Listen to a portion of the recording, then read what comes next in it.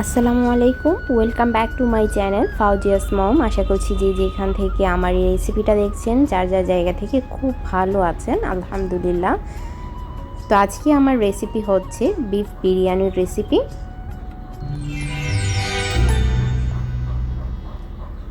তো বিরিয়ানিটা করার জন্য আমি একটা সসপ্যান বসিয়েছি, আর সসপ্যানে 2 কাপ তেল দিয়েছি, 1 কাপ সয়াবিন তেল আর 1 কাপ সরষে তেল। আর দুটো তেলের মিশ্রণে কিন্তু বিরিয়ানিটা খুব বেশি টেস্ট হয়। আর এবারে তেলটা যখন গরম হয়েছে, আমি মাঝারি সাইজের 2টো আলু কেটে নিয়েছিলাম টুকরো করে, ওগুলো আমি ভেজে নিচ্ছি। আর আলুগুলো আমি লাল লাল করে ভেজে নেব।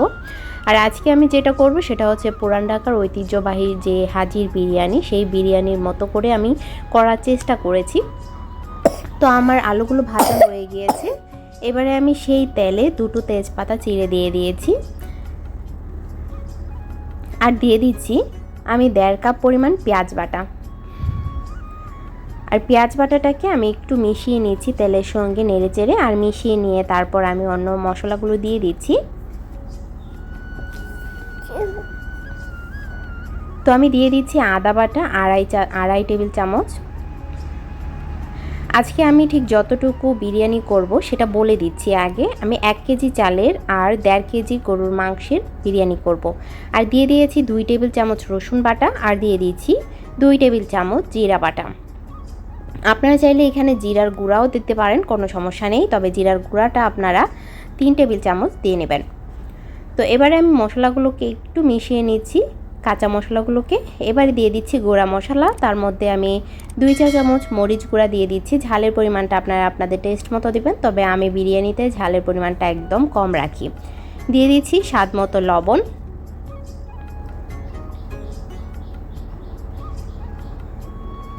আর দিয়ে দিচ্ছি এখানে ধনিয়া গুঁড়া 2 চা চামচ।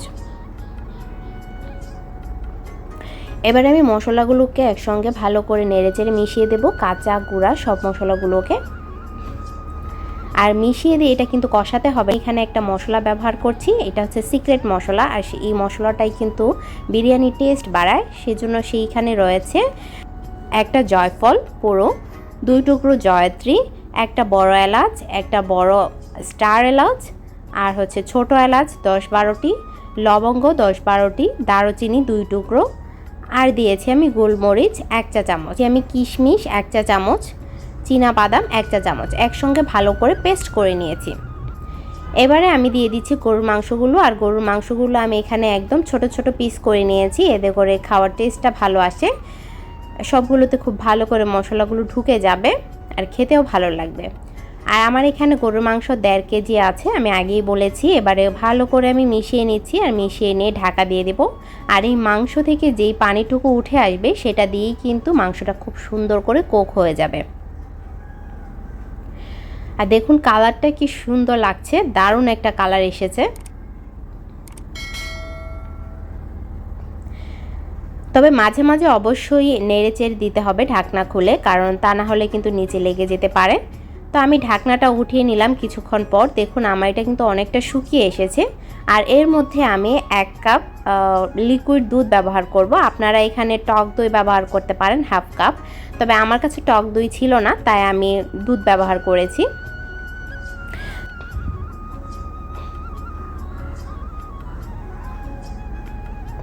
কালারটা খুব সুন্দর একটা কালার আসে। বাসায় অনেক সময় দই না থাকলে আপনারা এই দুধটা দিয়েই করে নিতে পারেন।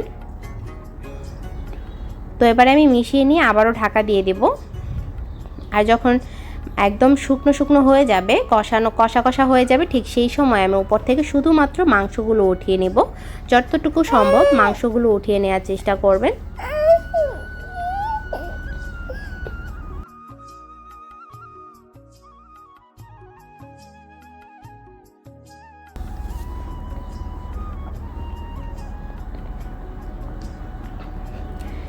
তো আমার মাংসগুলো উঠানো হয়ে গিয়েছে। এবারে এই তেল মশলার মধ্যেই কিন্তু আমি চালগুলো খুব ভালো করে ভেজে নেব।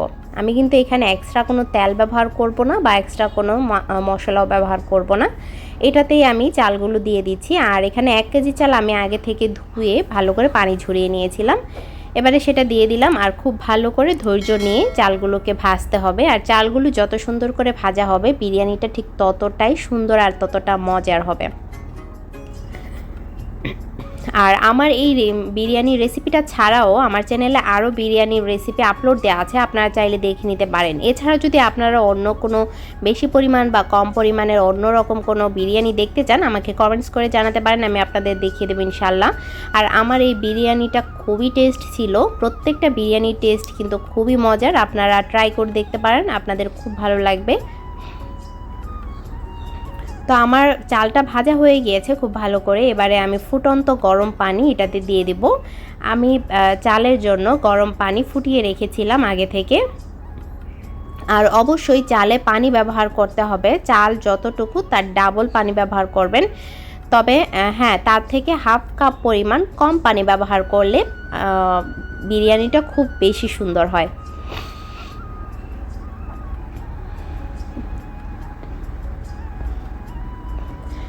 তো আমি অপেক্ষা করছি চাল আর পানির পরিমাণ যখন একই রকম হয়ে যাবে, ঠিক সেই সময় আমি মাংসগুলো ঢেলে দেব।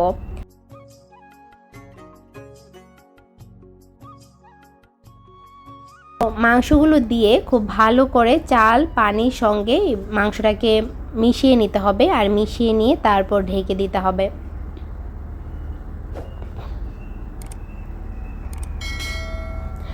আর আমি উপর থেকে ভেজে রাখা আলুগুলো দিয়ে দিচ্ছি চেপে চেপে। আর আলুগুলো কিন্তু পুরোপুরি সেদ্ধ হয়নি, এটা শুধুমাত্র ভাজা হয়েছে। আর এই পর্যায়ে কিন্তু আলুগুলো দিয়ে দিলে চালটা ফুটতে ফুটতে কিন্তু আলুগুলো খুব ভালো করে সেদ্ধ হয়ে যাবে। এবার ঢেকে দিয়েছি, আর এই পর্যায়ে চুলার আঁচ একদম লো করে দিতে হবে। আপনারা চাইলে এটা দমে রাখতে পারেন। কিছুক্ষণ পর আমি ঢাকনাটা উঠিয়ে এটা উলট পালট করে দিচ্ছি, এতে করে উপরের চালটা নিচে চলে যাবে আর নিচের চালটা উপরে উঠে আসবে। আমার বিরিয়ানিটা কিন্তু প্রায় হয়ে গিয়েছে 80%।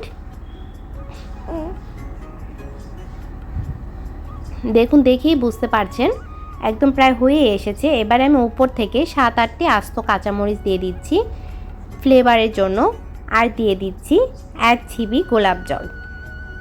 গোলাপ জলের ফ্লেভারটা খুব ভালো আসে, একদম রেস্টুরেন্টের স্টাইলে আসে। তো আমি কিছুক্ষণ দমে রাখার পর আমি সার্ভ করে নিচ্ছি বিরিয়ানিটা। দেখুন বিরিয়ানিটা কত সুন্দর, প্রত্যেকটা ভাত ঝরঝরে হয়েছে আর খুবই সুন্দর করে সেদ্ধও হয়েছে, মাংস আলু ভাত সবগুলোই, আর খুব সুন্দর হয়েছে, যা একটা স্মেল আসছিল, আর খেতেও দারুণ ছিল। আপনারা ট্রাই করে দেখবেন, ইনশাআল্লাহ আপনাদেরও খুব ভালো হবে। তো ধন্যবাদ সবাইকে আমার এই রেসিপিটা দেখার জন্য। ভালো থাকবেন সবাই, আল্লাহ হাফেজ।